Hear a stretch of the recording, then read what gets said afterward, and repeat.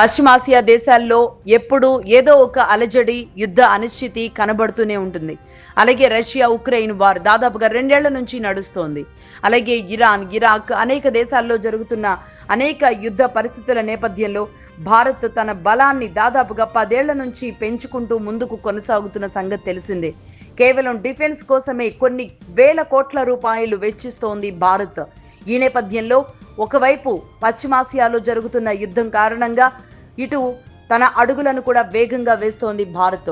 సోమవారం Canada ప్రధానితో uranium deal కుదుర్చుకున్న ప్రధాని మోడీ. అలాగే ఇప్పుడు భారత్ తన డిఫెన్స్ సిస్టంలో తన బలాన్ని మరింత పెంచుకోవడానికి మరొక అడుగు ముందుకేస్తోంది. భారత్ రష్యా నుంచి మరొక 5 S-400 స్క్వాడ్రాన్స్ మిసైళ్లను కొనుగోలు చేయడానికి సిద్ధమైనట్టుగా తెలుస్తోంది.